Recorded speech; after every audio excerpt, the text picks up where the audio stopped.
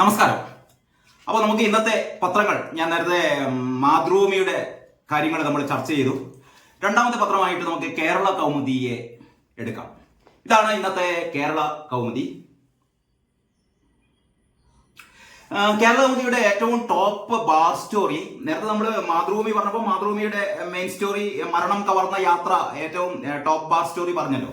അപ്പൊ അതേപോലെ തന്നെയാണ് കേരള കൗമുദിയും. ഏറ്റവും മുകളില് മേൽപ്പാലത്തിൽ നിന്ന് സ്കൂട്ടർ യാത്രികർ 23 അടി താഴ്ചയിലേക്ക് വീണു, യുവതിക്ക് ദാരുണാന്ത്യം. ഈ രീതിയിലാണ് കേരള കൗമുദി ഏറ്റവും ടോപ്പ് ബാറായിട്ട് ആ ദുരന്തത്തെ. മാതൃഭൂമി 2 ദുരന്തങ്ങൾ ചേർത്ത് വെച്ചിരുന്നു, പക്ഷെ കേരള കൗമുദി ഒരൊറ്റ തിരുവനന്തപുരം, പ്രത്യേകിച്ചും കേരള കൗമുദി അറിയപ്പെടുന്നത് തിരുവനന്തപുരത്തിന്റെ പത്രം എന്നുള്ളതാണല്ലോ. അപ്പൊ തിരുവനന്തപുരത്ത് നടന്ന ഒരു അപകടത്തെ ഏറ്റവും ഇനി അങ്ങോട്ട് നീട്ടാനില്ല 8 കോളത്തിൽ ടോപ്പ് ആറായി കൊടുത്തിരിക്കുന്നു. ഇതിന്റെ ഒരു പ്രശ്നം എന്ന് പറഞ്ഞാലേ, ഒന്ന്, കേരള കൗമുദിയെ സംബന്ധിച്ചിടത്തോളം ഈ ഒന്നാം പേജ് ഒട്ടും സുഖകരമല്ലാത്ത ഒരു ഒന്നാം പേജ് ആണ് എന്നുള്ളതാണ് ഏറ്റവും പ്രധാനപ്പെട്ട ഒരു കാര്യം. കാരണം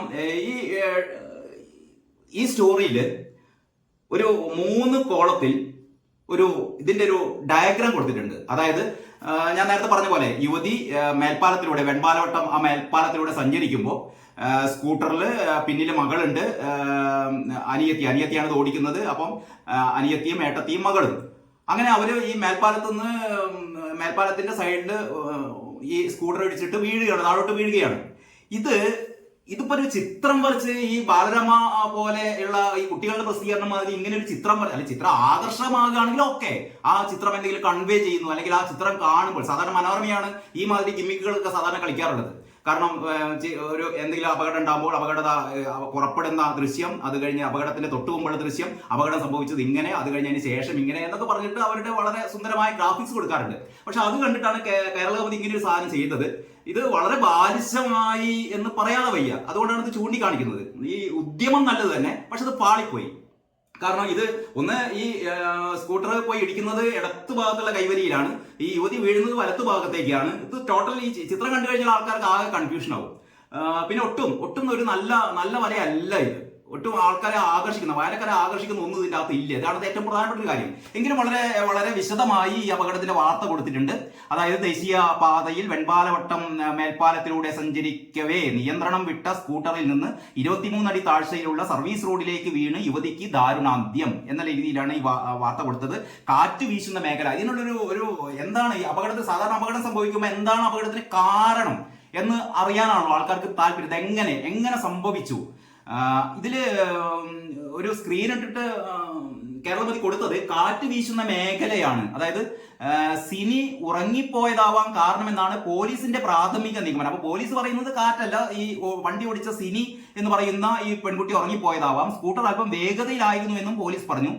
എപ്പോഴും നല്ല രീതിയിൽ കാറ്റ് വീശുന്ന സ്ഥലമാണിത്. അപകട സമയത്ത് സർവീസ് റോഡിൽ ഒരു സ്കൂട്ടർ മാത്രമാണ് കടന്നുപോയത് എന്ന് പറഞ്ഞാൽ മറ്റു വാഹനങ്ങളുമായി ഇടിച്ചിട്ടൊന്നുമില്ല ഈ അപകടം ഉണ്ടായത്.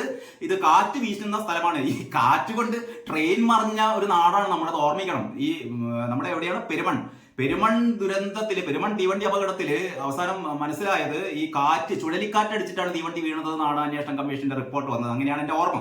അപ്പോൾ ഈ കാറ്റ് കൊണ്ട് തീവണ്ടി മറിച്ചിടാമെങ്കിൽ കാറ്റ് കൊണ്ട് സ്കൂട്ടറും മറിച്ചിടാം. പക്ഷെ നമുക്ക് അറിയില്ല. കാരണം ഇത്തരം അപകടത്തിലൊന്നും ഇങ്ങനെ ചാടിക്കറിയാണ് നമ്മൾ അഭിപ്രായം പറയാൻ പാടില്ല. അത് എന്താണ് ഇതിന്റെ കാരണം എന്നത് വിശദമായ അന്വേഷണത്തിലൂടെ മാത്രമേ മനസ്സിലാവുള്ളൂ. ഏതായാലും ഈ ഇരുചക്ര വാഹനത്തിൽ സഞ്ചരിക്കുന്ന ആൾക്കാരൊക്കെ ഒരു മുൻകരുതൽ എടുക്കുന്നത് നല്ലതാണ്. അപകടം ഏത് നിമിഷവും സംഭവിക്കാം. അതിനനുസരിച്ചുള്ള മുൻകരുതലുകൾ വേണം എന്ന് മാത്രം പറഞ്ഞുകൊണ്ട്, പിന്നെ ഇതിന്റെ പ്രധാന സ്റ്റോറി എന്ന് പറയുന്നത് രാഹുൽ പ്രഹരം പ്രതിരോധിച്ച് മോദി.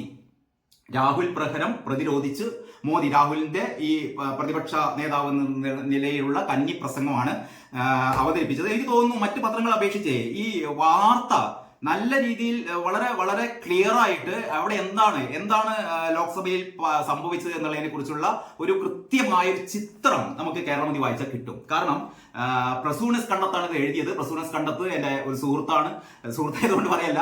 പ്രസൂണസ് കണ്ടത്ത് വളരെ മനോഹരമായി ആ വാർത്ത, എങ്ങനെയാണ് ഒരു വാർത്ത തയ്യാറാക്കേണ്ടത് എന്നുള്ളതിനനുസരിച്ച് വളരെ വ്യക്തമായിട്ട് നമ്മൾ ഇന്ന് ഈ 5 പത്രം വായിച്ചാലും അവിടുത്തെ സ്ഥിതിഗതികൾ മനസ്സിലാവണമെങ്കിൽ, ഞാൻ നേരത്തെ പറഞ്ഞു മാതൃഭൂമി വളരെ നല്ല രീതിയിൽ ഇത് ഇൻഫോഗ്രാഫിക്സ് കൊടുത്തിട്ടുണ്ട്. പക്ഷേ ഇതിൽ ഇൻഫോഗ്രാഫിക്സ് ഒന്നും ഇല്ലെങ്കിൽ തന്നെയും ഈ വാർത്ത വായിച്ചു കഴിഞ്ഞാൽ വളരെ കൃത്യമായി, മാത്രമല്ല ഇതൊരു ബയസ്ഡ് ആയ വാർത്തയല്ല. കാരണം രാഹുലിനെ ഭയങ്കരമായിട്ട് പ്രകീർത്തിച്ചുകൊണ്ട് രാഹുൽ എന്തോ ഭയങ്കര സംഭവമായി മാറി എന്നുള്ള രീതിയിലൊന്നുമല്ല കൊടുത്തത്. വളരെ വളരെ ബാലൻസിങ് ആയ വാർത്തയാണ്. പക്ഷേ ഇത് കൊടുത്ത തൊട്ട് സുഖകരമായില്ല. പ്രത്യേകിച്ച് ഒരിക്കലും ചെയ്യാൻ പാടില്ലാത്തതാണ് രാഹുൽ പ്രഹരം. മുകളിൽ ഒരു തലക്കെട്ട് കൊടുക്കുമ്പോൾ തലക്കെട്ടിന്റെ ഒരു പ്രാഥമിക മര്യാദ എന്ന് പറയുന്നത് മുകൾ ഭാഗത്തുള്ള തലക്കെട്ടിന്റെ വലുപ്പം, അതിന്റെ ലെങ്ത് ഒരിക്കലും താഴെയേക്കാൾ കുറയാൻ പാടില്ല, താഴെയാണ് കുറയേണ്ടത്. അങ്ങനെയൊക്കെയാണ് ഇതിന്റെ ഒരു കൺസെപ്റ്റ്. കാരണം ഇത് ഒക്കെ ഒരു നമ്മുടെ ഒരു ഭംഗിക്ക് വേണ്ടി, ഒരു ദൃശ്യ ഭംഗിക്ക് വേണ്ടിയിട്ട് ഉണ്ടാക്കിയ ചില നിയമങ്ങളാണ്. ഇതൊക്കെ ഇവിടെ തെറ്റിച്ചിരിക്കുന്നു. അപ്പൊ ചുരുക്കി പറഞ്ഞാൽ ഇതിന്റെ ഒരു മറ്റൊരു കാര്യം കൂടി ഇതിന്റെ തൊട്ട് താഴെ കൊടുത്തിരിക്കുന്നത് ലോക്സഭ പ്രക്ഷുബ്ധമായി, ഹിന്ദു വിരുദ്ധം എന്ന് ഭരണപക്ഷം. രണ്ട് ഹൈലൈറ്റ്സ് ആണ് കൊടുത്തത്. ഈ രണ്ട് ഹൈലൈറ്റ്സ് ഒരുമിച്ചാണ് കൊടുത്തത്. ഇതിന്റെ ഇടയിൽ ഒരു ഗ്യാപ്പോ അല്ലെങ്കിൽ ഇതിന്റെ ഇടയിൽ ഒരു എന്തെങ്കിലും ഡോട്ട് കൊടുക്കുക അല്ലെങ്കിൽ ഒരു ഇതിൽ വേർപിരിക്കാൻ രണ്ട് ഹൈലൈറ്റ്സ് ആണ് എന്നുള്ള പ്രതീതി കൂടിയില്ല എന്ന് പറഞ്ഞാൽ അത്രയും ഒരു സൂക്ഷ്മത കുറവ് ഇപ്പൊ പല പത്രങ്ങൾക്കുള്ളതാണ്. എന്തെങ്കിലുമൊക്കെ വാരി വലിച്ച് പത്രം ചെയ്യുക, അതിന്റെ കാലൊക്കെ പോയി. നമ്മള് ദൃശ്യമാധ്യമങ്ങളൊക്കെ വളരെ രീതിയിൽ മുന്നോട്ട് വരുമ്പോൾ പിടിച്ചു നിൽക്കണമെങ്കിൽ പത്രങ്ങൾക്ക് വളരെ സൂക്ഷ്മത പുലർത്തി തീരൂ. ലേഔട്ടില്, അതിന്റെ ദൃശ്യ ഭംഗിയില്, അതിന്റെ അവതരണത്തില്. കേരളമതിക്ക് എന്തുകൊണ്ടാണ് ഇങ്ങനെ സംഭവിക്കുന്നത് എനിക്ക് അറിയില്ല. കാരണം ഇതിന്റെയൊക്കെ ചുമതല വഹിക്കുന്ന നമ്മളൊക്കെ വളരെ ആദരപൂർവ്വം സ്നേഹപൂർവ്വം CNE post chief news editor എന്നുള്ള പോസ്റ്റ് കഴിഞ്ഞ് അതിനേക്കാൾ വലിയ പോസ്റ്റിൽ എത്തിയിട്ടും എസ് സതീഷിനെ നമ്മളെ വിളിക്കുക CNE എന്നാണ്. കാരണം ആ CNE എന്നുള്ളത് ചീഫ് ന്യൂസ് എഡിറ്റർ എന്നുള്ള രീതിയിലല്ല, നമ്മൾ ഹൃദയം കൊണ്ട് വിളിക്കുന്ന ഒരു പേരാണ്. അപ്പോൾ CNE, നമ്മുടെ പഴയ CNE ഇത് കേൾക്കുന്നുണ്ടെങ്കിൽ ശ്രദ്ധിക്കണം. എന്റെ അഭിപ്രായത്തിൽ മലയാള പത്രപ്രവർത്തന രംഗത്ത് ഏറ്റവും മികവുള്ള എല്ലാ കാര്യങ്ങളെ സംബന്ധിച്ച്, വാർത്തകളെ സംബന്ധിച്ച്, എഡിറ്റിങ്ങിനെ സംബന്ധിച്ച്, ഈ പറയുന്ന ദൃശ്യ പൊലിമയെ സംബന്ധിച്ച്, ഇൻഫോഗ്രാഫിക്സിനെ കുറിച്ച് ഒക്കെ വളരെയേറെ പ്രാഗൽഭ്യമുള്ളതാണ് എസ് സതീഷ്. ആ എസ് സതീഷാണ് ഇതിന് നേതൃത്വം കൊടുക്കുന്നത് പറയുമ്പോൾ ഞാൻ അത്ഭുതപ്പെടുകയാണ്. അന്ന് എസ് സതീഷ് എന്തു പറ്റിയെന്നാണ് ഞാൻ അത്ഭുതപ്പെടുന്നത്. ഞാൻ കേരളത്തിൽ നിന്ന് പോന്നു കഴിഞ്ഞിട്ടും ഇപ്പോഴും ഞാൻ അമൂല്യമായി എന്താ പറയാ സൂക്ഷിച്ചു വെച്ചിട്ടുള്ള അല്ലെങ്കിൽ ഇടക്കിടക്ക് റെഫർ ചെയ്യുന്ന ഒരു കാര്യം എന്ന് പറഞ്ഞാൽ, പണ്ട് എസ് സതീഷ് ഓരോ ദിവസവും പത്രത്തിന്റെ ഒരു അവലോകനം നടത്തുകയായിരുന്നു. ഇൻഫോഗ്രാഫിക്സിനെ കുറിച്ച്, വാർത്താ അവതരണത്തെ കുറിച്ച്, തലക്കെട്ടുകളെ കുറിച്ച്. ഇതൊരു പക്ഷേ നമുക്ക് ലഭ്യമാകുന്ന ഒരു ടെക്സ്റ്റ് ബുക്കിൽ ഇല്ലാത്ത തരത്തിലുള്ള അത്രയ്ക്കും ഒരു ജേർണലിസം പഠിക്കുന്ന വിദ്യാർത്ഥിയെ സംബന്ധിച്ചിടത്തോളം ഞാൻ സതീഷിനോട് പല പ്രാവശ്യം പറഞ്ഞിട്ടുണ്ട്, ഇതൊരു പുസ്തകമാക്കി മാറ്റണം. ഇത് വരുന്ന തലമുറക്ക് എന്താണ് പത്രപ്രവർത്തനം, എങ്ങനെയാണ് ഒരു നല്ല പത്രം പ്രൊഡ്യൂസ് ചെയ്യേണ്ടതെന്നുള്ളത്. നമ്മളൊക്കെ ഈ യൂണിവേഴ്സിറ്റിയിൽ പത്രപ്രവർത്തനം പഠിക്കുന്ന കാലത്ത് ഒരുപാട് പത്രപ്രവർത്തക പുസ്തകങ്ങൾ വിദേശത്തെയും അല്ലെങ്കിൽ ഇന്ത്യയിലെയൊക്കെ പുസ്തകങ്ങളൊക്കെ വായിച്ചിട്ടുണ്ട്. പക്ഷെ അതിനേക്കാളൊക്കെ അങ്ങേപ്പുറത്തേക്ക് ഒരു ഹൃദയം കൊണ്ട് എഴുതുക എന്നൊക്കെ പോലെ അങ്ങനെയൊക്കെ സതീഷിന്റെ പുസ്തകമുണ്ട്. പക്ഷെ അത്തരത്തിൽപ്പെട്ട ആളുകള് നേതൃത്വം കൊടുക്കുന്ന ഒരു പത്രമാണ് ഇതെന്ന് ഒരിക്കലും നമുക്ക് മനസ്സിലാവില്ല. ഇതൊരു തട്ടിക്കൂട്ടിയ പത്രം എന്നുള്ള രീതിയിലാണ് നമുക്ക് പെട്ടെന്ന് തോന്നുക. ഞാനത് പറയുന്നത് ആക്ഷേപിക്കാനല്ല, ഇത് നന്നാവട്ടെ എന്ന് പറയും, നന്നാവണം എന്ന് പറയുന്ന ആഗ്രഹം കൊണ്ടാണ് കേട്ടോ. മാത്രമല്ല ഇതിൽ ഒരു വാർത്ത, ജൂൺ 30 വരെയുള്ള കേസുകൾ തീർപ്പാക്കുക പഴയ നിയമപ്രകാരം. അതായത് നമ്മുടെ ക്രിമിനൽ ചട്ടങ്ങൾ മാറിയല്ലോ. ഇത് ജൂൺ 30 വരെയുള്ള കേസുകൾ തീർപ്പാക്കുക പഴയ നിയമപ്രകാരം എന്നുള്ളത് 2 ദിവസം മുമ്പ് തന്നെ പത്രങ്ങളൊക്കെ വന്നതാണ്. അതിൽ പ്രത്യേകിച്ച് ഇന്നൊരു തലക്കെട്ടാക്കേണ്ട കാര്യമൊന്നുമില്ല. അപ്പൊ പറഞ്ഞുകൊണ്ട് വന്നത് കേരളമതിയുടെ 1-ാം പേജിൽ അപ്പൊ രാഹുലിന്റെ ഈ വാർത്ത, അതായത് രാഹുൽ പ്രകാരം പ്രതിരോധിച്ച് മോദി, തലക്കെട്ടുകൾ പ്രശ്നമുണ്ട്, ഈ പറയുന്ന ഡെക്കില് പ്രശ്നമുണ്ട്, ഒക്കെ പ്രശ്നം ഉണ്ടെങ്കിൽ തന്നെയും പ്രസൂണസ് കണ്ടത്തിന്റെ മനോഹരമായ വാർത്താവതരണം അതിങ്ങനെയാണ്. ഭയവും വിദ്വേഷവും അസത്യവും പ്രചരിപ്പിക്കുന്ന BJPക്കും RSSനും ഹിന്ദുത്വത്തിന്റെ വക്താക്കളാകാൻ അവകാശമില്ലെന്ന് പ്രതിപക്ഷ നേതാവ് രാഹുൽ ഗാന്ധി. പരമശിവന്റെ ഫോട്ടോ അടക്കം വിവിധ മതങ്ങളുടെ ചിഹ്നങ്ങൾ ഉയർത്തിക്കാട്ടി ലോക്സഭയിൽ BJPയെയും പ്രധാനമന്ത്രി നരേന്ദ്രമോദിയെയും രാഹുൽ കടന്നാക്രമിച്ചതോടെ സഭ പ്രക്ഷുബ്ധമായി. രാഹുലിന്റെ പ്രസംഗം ഹിന്ദു വിരുദ്ധമാണെന്ന് ഭരണപക്ഷം ആരോപിച്ചു. ഹിന്ദുക്കളെ അക്രമികളെന്ന് രാഹുൽ വിളിച്ചെന്നും അത് ഗൗരവതരമാണെന്നും പ്രധാനമന്ത്രി പറഞ്ഞു. മറുപടി നൽകാൻ പ്രധാനമന്ത്രി നരേന്ദ്രമോദി 2 തവണ എഴുന്നേറ്റു. മറ്റൊരാളുടെ പ്രസംഗത്തിനിടയിൽ മോദിയുടെ ആദ്യ ഇടപെടലായിരുന്നു. മന്ത്രിമാരായ അമിത്ഷാ, രാജ്നാഥ് സിംഗ്, ശിവരാജ് സിംഗ്, ഭൂപേന്ദ്ര യാദവ് എന്നിവരും ഇടപെട്ടു. ശിവന്റെയും ഇസ്ലാം, ക്രിസ്തുമതം, ബുദ്ധമതം, ജൈനമതം, സിഖ് മതങ്ങളുമായും ബന്ധപ്പെട്ട ചിത്രങ്ങൾ ഉയർത്തിയത് ചട്ടവിരുദ്ധമെന്ന് പറഞ്ഞ് സ്പീക്കർ വാങ്ങിവെച്ചു. രാഷ്ട്രപതിയുടെ പ്രസംഗത്തിനുള്ള നന്ദി പ്രമേയ ചർച്ചയാണ് സഭയിൽ നടന്നത്. നീറ്റ്, അഗ്നിവീർ, മണിപ്പൂർ, കർഷക പ്രക്ഷോഭം തുടങ്ങിയവയും സർക്കാരിനെ പ്രഹരിക്കാൻ രാഹുൽ ആയുധമാക്കി. ഭയത്തെ ചെറുക്കാനുള്ള ശക്തിയാണിതെന്ന് പറഞ്ഞ് ഭഗവാൻ പരമശിവന്റെ ചിത്രം ഉയർത്തിക്കാട്ടുകയായിരുന്നു. ശിവന്റെ തൃശൂലം ആക്രമിക്കാനുള്ളതല്ല, BJPയോട് യുദ്ധം ചെയ്യുന്നതും സത്യത്തെ പ്രതിരോധിക്കുന്നതും ആക്രമിച്ചല്ല. ശിവനിൽ മാത്രമല്ല, ഇസ്ലാം, ക്രിസ്തു, ബുദ്ധ, ജൈന, സിഖ് മതങ്ങൾക്കും സത്യം, ധൈര്യം, അക്രമരാഹിത്യം എന്നിവയുടെ പ്രതീകമായ അഭയമുദ്രയുണ്ട്. ഈ അഭയമുദ്രയാണ് കോൺഗ്രസിന്റെ പ്രതീകം. ഹിന്ദുധർമ്മം, സത്യം, അഹിംസ എന്നിവയ്ക്ക് വേണ്ടിയാണെന്നും പറഞ്ഞു. ഹിന്ദുക്കൾ എന്ന് പറയുന്ന ചിലർ 24 മണിക്കൂറും അക്രമത്തിന്റെയും വെറുപ്പിന്റെയും അസത്യത്തിന്റെയും വഴിയിലാണെന്ന് പറഞ്ഞതോടെ ഭരണപക്ഷം ശക്തിയായി പ്രതിഷേധിച്ചു. ഇതായിരുന്നു രാഹുലിന്റെ പ്രസംഗത്തിനിടയിലുണ്ടായ ഒരു വിഷം തുപ്പൽ എന്ന് നമുക്ക് പറയാവുന്ന ഒരു കാര്യം അതായിരുന്നു. അപ്പൊ എല്ലാ കാര്യങ്ങളും വളരെ ബാലൻസ്ഡ് ആയ റിപ്പോർട്ടാണ് ഇത്. ഇതാണ് ഏറ്റവും പ്രധാനമായി കേരളമോദിയുടെ ഒന്നാം പേരുള്ളത്. പിന്നെ ശത്രുവിനെ ചാമ്പലാക്കും, ഇന്ത്യയുടെ സെബക്സ് 2, ഇന്ത്യയുടെ ഒരു പുതിയ ഒരു ആയുധത്തെ കുറിച്ച് വിവരിക്കുന്നുണ്ട്. പിന്നെ ഈ നിയമപുസ്തകങ്ങൾക്ക് ചെലവറിയ, അതായത് ജൂൺ 30 വരെയുള്ള കേസുകൾ തീർപ്പാക്കുക, പഴയ നിയമപ്രകാരം എന്നൊക്കെ എഴുതിയിട്ട് ക്രിമിനൽ ചട്ടങ്ങളുടെ ഭേദഗതിക്ക് ശേഷം ഒരു ബോക്സ് ആയിട്ട് നിയമപുസ്തകങ്ങൾക്ക് ചെലവേറി. അപ്പൊ ഇത്തരത്തിലുള്ള ബാലിശമായ ചില കാര്യങ്ങൾ, അതായത് നിയമപുസ്തകങ്ങൾക്ക് ചെലവേറി എന്നുള്ളത് ഇപ്പോൾ ഒന്നാം പുറത്ത് കൊടുക്കേണ്ട കാര്യമൊന്നുമില്ലല്ലോ. ഏതായാലും നിയമം മാറുമ്പോൾ സ്വാഭാവികമായും നിയമപുസ്തകങ്ങൾക്ക് ചെലവേറും. അത് പ്രത്യേകിച്ച് പെട്ടിയിലിട്ട് കൊടുക്കേണ്ട കാര്യമൊന്നുമില്ല. അപ്പൊ നമ്മൾ ഈ ചെയ്യാൻ വേണ്ടിയിട്ട് എന്തെങ്കിലും കാണിച്ചു കൂട്ടുക എന്ന് പറയുന്ന ഒരു സംഭവം കേരളമോദി ഉപേക്ഷിക്കുന്നതാണ് നല്ലത്. കേരളമോദിയെ സ്നേഹിക്കുന്ന ഒരാളെന്ന നിലക്ക് പറയുകയാണ്. പിന്നെ ഇതിലെ പ്രധാനപ്പെട്ട കാര്യങ്ങൾ എന്ന് പറയുന്നത്, ഇതിൽ ഏറ്റവും പ്രധാനപ്പെട്ട കേരളമോദിയെ സംബന്ധിച്ചിടത്തോളം ഇന്നത്തെ ഏറ്റവും പ്രധാനപ്പെട്ട കാര്യം എന്ന് പറയുന്നത് കേരളവും NDA സഖ്യത്തിന് പാകപ്പെട്ടു എന്ന് പറയുന്ന തുഷാർ വെള്ളാപ്പള്ളിയുടെ ഒരു പ്രസംഗമാണ്.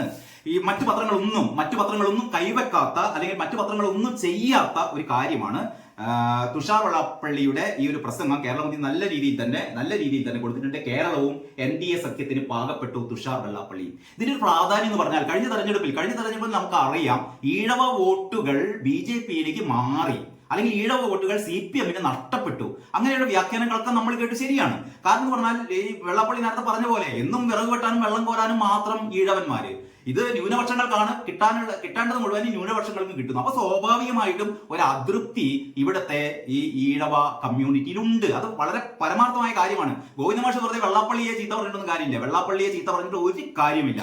കാരണം വെള്ളാപ്പള്ളി പറഞ്ഞിട്ടല്ല ഈ ഈഴവരൊന്ന് വോട്ട് ചെയ്യുന്നത്. ഈഴവര് വോട്ട് ചെയ്യുന്നത് കാര്യങ്ങളൊക്കെ മനസ്സിലാക്കിയാണ്. പഴയ പോലെ വിവരമില്ലാത്ത ആൾക്കാരല്ല ഈഴവര്. നല്ല ബോധവും വിവരവും ഒക്കെ ഉള്ള ആൾക്കാരാണ്. അതുകൊണ്ട് ഇനിയും ശ്രദ്ധിച്ചില്ലെങ്കിൽ CPMന്റെ വോട്ടുകൾ ഇനിയും, കാരണം CPMന്റെ അടിത്തറ എന്ന് പറയുന്നത് ഈഴവ വോട്ടുകളാണ്. അത് ഇതുവരെ പാർട്ടി മനസ്സിലാക്കിയിട്ടില്ല. ഇവര് ഈ ഗാസയില് ആക്രമണം എന്നും പറഞ്ഞുകൊണ്ട് ഈ മുസ്ലിം മെജോറിറ്റി ഏരിയകളിൽ മുഴുവനും ഭരണഘടനാ സംരക്ഷണ റാലി നടത്തുക.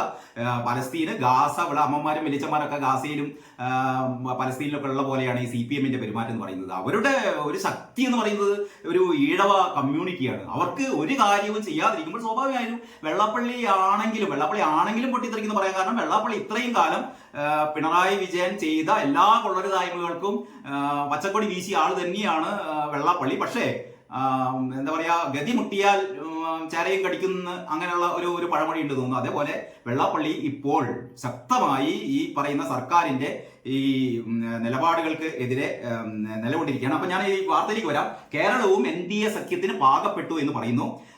കേരളവും ദേശീയ ജനാധിപത്യ സഖ്യത്തിന് പാകപ്പെട്ടുവെന്നും ത്രിതല പഞ്ചായത്ത് തിരഞ്ഞെടുപ്പിൽ NDA മുന്നണി നിർണായക ശക്തിയാകുമെന്നും BDJS അധ്യക്ഷൻ തുഷാർ വെള്ളാപ്പള്ളി പറഞ്ഞു. BDJS സംസ്ഥാന എക്സിക്യൂട്ടീവ് യോഗം ചേർത്തല കരപ്പുറം റെസിഡൻസിയിൽ ഉദ്ഘാടനം ചെയ്യുകയായിരുന്നു അദ്ദേഹം. ത്രിതല പഞ്ചായത്ത് തിരഞ്ഞെടുപ്പിൽ മുന്നണിയുടെ പ്രവർത്തനങ്ങൾ കൂടുതൽ ശക്തിപ്പെടുത്തുന്നതിന്റെ ഭാഗമായി ജൂലൈ 16 വനിതാ യുവജന കൺവെൻഷനുകൾ ചേർത്തലയിൽ നടത്താനും തുടർന്ന് സംസ്ഥാന നേതൃത്വ ക്യാമ്പ് സംഘടിപ്പിക്കാനും തീരുമാനിച്ചു. ആഗസ്റ്റ് 10 മുതൽ സംസ്ഥാനത്തുടനീളം തുഷാർ വെള്ളാപ്പള്ളിയുടെ നേതൃത്വത്തിൽ നടക്കുന്ന ഗ്രാമ വിജയ യാത്രയുടെ മുന്നൊരുക്കങ്ങളും യോഗം വിലയിരുത്തി. അപ്പൊ BDJS രണ്ടും കൽപ്പിച്ചിട്ട് തന്നെയാണ്. സാധാരണ BDJSന് അത്രമാത്രം ഒരു സ്വാധീനമൊന്നും ഈഴവ കമ്മ്യൂണിറ്റിയിൽ ഇല്ല എന്നൊക്കെ ആയിരുന്നു പറഞ്ഞുകൊണ്ട് വന്നത്. അങ്ങനെയൊന്നല്ല. BDJSനെ സംബന്ധിച്ചിടത്തോളം ഇടക്കാലത്ത് നമുക്കൊക്കെ അറിയാം, BDJS വേണ്ട രീതിയിലുള്ള ഒരു പ്രവർത്തനങ്ങളൊന്നും BDJSന്റെ ഭാഗത്തുനിന്ന് ഉണ്ടായിരുന്നില്ല. കാരണം വെള്ളാപ്പള്ളിയുടേതായ ഒരു എന്താ പറയാ ഒരു ലൈൻ, അതിന്റെ കൂടെ ഈ തുഷാറിൻ്റെതായ ലൈൻ, അങ്ങനെ ചില വൈരുദ്ധ്യങ്ങൾ ആ ഒരു കമ്മ്യൂണിറ്റിയിൽ ഉണ്ടായിരുന്നു, ആ ഒരു സംഘടനാ തലപ്പത്തുണ്ടായിരുന്നു. പക്ഷേ അത് ഏറെക്കുറെ മാറിക്കൊണ്ടിരിക്കുകയാണ്. പ്രത്യേകിച്ച് തുഷാർ പറഞ്ഞ പോലെ അടുത്ത നമ്മുടെ പഞ്ചായത്ത് തെരഞ്ഞെടുപ്പ് വരുമ്പോൾ അറിയാനാകും. പഞ്ചായത്ത് തെരഞ്ഞെടുപ്പ് വരുമ്പോൾ ഈ CPMന്റെ പിടി കൂടുതൽ നഷ്ടപ്പെടും. കാരണം CPMന്റെ കയ്യിലുള്ള ഈഴവ വോട്ടുകൾ കൂടുതലായി NDA സഖ്യത്തിലേക്ക് മാറും എന്നുള്ളത് ഉറപ്പാണ്. അതാണ് എനിക്ക് തോന്നുന്നു ഇന്ന് കേരളമോദി കൊടുത്തിരിക്കുന്ന ഏറ്റവും പ്രധാനപ്പെട്ട വാർത്ത, നമ്മൾ ചർച്ച ചെയ്യപ്പെട്ട വാർത്ത ഇത് തന്നെയാണ്. തുഷാർ വെള്ളാപ്പള്ളിയുടെ ഈ പ്രസ്താവന തുഷാറാണ് പറഞ്ഞത് എന്നൊന്നും വിചാരിച്ചിട്ട്, കാരണം തുഷാർ വളരെ കൃത്യമായ കാര്യങ്ങൾ അവതരിപ്പിക്കാൻ അറിയുന്ന ആളാണ്. തുഷാറിനെ ഒരു തരത്തിലും വില കുറച്ച് കാണിക്കേണ്ടതില്ല. അടുത്ത പഞ്ചായത്ത് തെരഞ്ഞെടുപ്പ് കാത്തിരുന്നോളൂ. NDAയിലേക്ക് കൂടുതൽ വോട്ടുകൾ പോകുന്നത് നമുക്ക് കാണാൻ പറ്റും. പിന്നെ CPM തിരുവനന്തപുരം ജില്ലാ കമ്മിറ്റിയിൽ വിമർശനം. നേരത്തെ ഞാൻ പറഞ്ഞു, സ്പീക്കർക്ക് തലസ്ഥാനത്തെ ചില ബിസിനസ്സുകാരുമായി ബന്ധം, മേയറുടേത് അഹങ്കാരം നിറഞ്ഞ പെരുമാറ്റം, ഏതാണ്ട് ഒരു കാൽഭാഗം ചെലവഴിച്ചിട്ടാണ് കേരളമോദി ഈ കാര്യം വളരെ വളരെ വളരെ ക്ലിയർ ആയിട്ട് അവതരിപ്പിച്ചത്. സ്പീക്കർ AN ഷംസീറിന് തലസ്ഥാനത്തെ ചില ബിസിനസ്സുകാരുമായുള്ള ബന്ധം കമ്മ്യൂണിസ്റ്റ് രീതിക്ക് ചേരാത്തതെന്ന വിമർശനം ജില്ലാ കമ്മിറ്റി യോഗത്തിൽ ഉയർന്നു. എനിക്ക് തോന്നുന്നു തിരുവനന്തപുരം ജില്ലാ കമ്മിറ്റിയാണ് ഏറ്റവും കൂടുതലായി പിണറായി വിജയനെയും പിണറായി വിജയന്റെ ശിങ്കിടികളെയും, അതായത് ഷംസീർ മുതൽ ആര്യ രാജേന്ദ്രൻ വരെയുള്ള ശിങ്കിടി കൂട്ടങ്ങളെയും കാളികൂളി സംഘത്തെ, നമ്മുടെ ശക്തിധരന്റെ ഭാഷയാണ് കാളികൂളി സംഘത്തെയും ആക്രമിക്കുന്നത് ഈ പറയുന്ന തിരുവനന്തപുരം ജില്ലാ കമ്മിറ്റി. എല്ലാ ജില്ലാ കമ്മിറ്റികളും ശക്തമായ വിമർശനം നടത്തിയിട്ടുണ്ടെങ്കിലും ഏറ്റവും കൂടുതൽ വിമർശനം ഉന്നയിച്ചത് തിരുവനന്തപുരം ജില്ലാ കമ്മിറ്റിയാണ്. എന്നിട്ട് പറയുന്നു, മേയറുടെ പെരുമാറ്റം അഹങ്കാരം നിറഞ്ഞതാണെന്നും പൊതുജനങ്ങൾക്കിടയിൽ അവമതിപ്പുണ്ടാക്കിയെന്നും വിമർശനം ഉയർന്നു. ആര്യ രാജേന്ദ്രൻ KSRTC ഡ്രൈവറുമായുള്ള തർക്കത്തിൽ മേയറും കുടുംബവും നടുറോഡിൽ കാണിച്ചത് ഗുണ്ടായിസമാണ്. ആരാ പറയുന്നത് അറിയോ? സഖാക്കളാ പറയുന്നത്. ബസ്സിലെ മെമ്മറി കാർഡ് കിട്ടിയിരുന്നുവെങ്കിൽ മേയറുടെ ഭർത്താവ് സച്ചിൻ ദേവിന്റെ പ്രകോപനം ജനങ്ങൾ കാണുമായിരുന്നു. രണ്ടുപേരും പക്വത കാണിച്ചില്ല. മോശമായ കോർപ്പറേഷൻ ഭരണം എതിരാളികൾക്ക് ഗുണകരമായി. ധാർഷ്ട്യം കാണിക്കുന്ന മുതിർന്ന നേതാക്കളെ അനുകരിക്കുന്ന മേയറായി ആര്യ രാജേന്ദ്രൻ മാറി. മേയർക്ക് തെറ്റുതിരുത്താൻ അന്ത്യശാസനം നൽകാൻ യോഗം തീരുമാനിച്ചു. അങ്ങനെ ആര്യക്ക് അന്ത്യശാസനം നൽകിയാണ് എനിക്ക് തോന്നുന്നു ആര്യ മിക്കവാറും മേയർ സ്ഥാനത്ത് തെറിക്കും, അല്ലെങ്കിൽ തെറിപ്പിക്കണം. കാരണം ഈ ആര്യയെ പോലുള്ള, സച്ചിൻ ദേവിനെ പോലുള്ള, അല്ലെങ്കിൽ സ്വരാജിനെ പോലുള്ള ഈ പുത്തൻ കൂറ്റുകാരാണ് ഈ പാർട്ടിയെ നശിപ്പിക്കുന്നത് മുഴുവൻ. ഇവരെല്ലാരും പിണറായി പഠിക്കുകയാണെന്ന് തോന്നുന്നു. ഇത്ര ആൾക്കാരൊക്കെ ആര്യ രാജേന്ദ്രനൊക്കെ എന്നോ പിടിച്ച് മാറ്റേണ്ടതാണ് ആ മേയർ സ്ഥാനത്ത് നിന്ന്. എന്തൊക്കെയാണ് കാണിച്ചു കൂട്ടിയത്? ഇപ്പോഴും നമ്മൾ പഴയ ഒരു കത്ത് പലരും മറന്നുപോയി തോന്നുന്നു. ആനാവൂർ നാഗപ്പന് ആര്യ എഴുതിയ കത്ത്, അതിനെപ്പറ്റി പോലീസ് അന്വേഷിച്ചിട്ട് ഇപ്പോഴും എവിടെ എത്തിയിട്ടില്ല. വർഷങ്ങൾ 2-3 പുതിയതാണ് ഇപ്പൊ മെമ്മറി കാർഡ്. അപ്പൊ മെമ്മറി കാർഡ് അടിച്ചു മാറ്റിയത് ആരാണെന്ന്? മെമ്മറി കാർഡ് ആ പാവം യദുവിന്റെ തലയിലായിരുന്നു. യദു അടിച്ചു മാറ്റിയെന്നൊക്കെയായിരുന്നു സഖാക്കൾ പറഞ്ഞുകൊണ്ടിരുന്നത്. ഇപ്പൊ സഖാക്കൾ തന്നെ പറയുന്നു ഈ മെമ്മറി കാർഡ് അടിച്ചു മാറ്റിയത് ആരാണ് എന്ന് പറയുന്നില്ലെങ്കിൽ നമുക്കൊക്കെ വ്യക്തമായി. കാരണം മെമ്മറി കാർഡ് പുറത്തു വന്നിരുന്നെങ്കിൽ അറിയാമായിരുന്നു സച്ചിൻ ദേവ് ആ ബസ്സിൽ കാട്ടിക്കൂട്ടിയ പരാക്രമങ്ങൾ. അപ്പം നമ്മുടെ ഗോവിന്ദ മാഷ് തെറ്റ് തിരുത്താനൊന്നും ശ്രമിക്കില്ലെങ്കിലും പാർട്ടിയുടെ അണികൾ അല്ലെങ്കിൽ പാർട്ടിയുടെ കീഴ്ഘടകങ്ങളിലുള്ള ഈ പറയുന്ന എതിർ ശബ്ദങ്ങൾ ഒരു നല്ല സൂചനയാണ് എന്ന് കരുതുന്നു. പക്ഷെ ഇത്തരത്തിലുള്ള സ്വരാജിമാരൊക്കെ, സ്വരാജിന്റെ ഒരു ഫോട്ടോ വെച്ചിട്ട് സ്വരാജിന്റെ ഒരു വാർത്ത കൂടി ഉണ്ട്, അതും കൂടി നമുക്ക് കേൾക്കാം. ഭ്രാന്തുള്ളവർ ഗവർണർ ആകരുതെന്ന് ഭരണഘടനയിൽ പറയാതിരുന്നത് ആരിഫ് മുഹമ്മദ് ഖാൻ ഗവർണർ ആകുമെന്ന ദീർഘവീക്ഷണം കൊണ്ടാകാമെന്ന് CPM സംസ്ഥാന സെക്രട്ടേറിയറ്റ് അംഗം M സ്വരാജ് പറയുന്നു. ഭ്രാന്തനാണെങ്കിൽ MP-യോ MLA-യോ ആകാനാകില്ലെന്ന് ഭരണഘടനയിലുണ്ട്. ഗവർണർ ആകാൻ പ്രായപരിധിയെ കുറിച്ച് മാത്രമാണ് പറയുന്നത്. എന്റെ സ്വരാജെ, ഈ സ്വരാജുമാരൊക്കെ വായ കൂട്ടിയാൽ തന്നെ പാർട്ടി നന്നാകും. ഏതായാലും കേരളകൗമുദി, ഞാൻ കൂടുതൽ കേരളകൗമുദിയിലേക്ക് കടക്കുന്നില്ല. നമുക്കടുത്ത് ദേശാഭിമാനി നോക്കാം. ദേശാഭിമാനി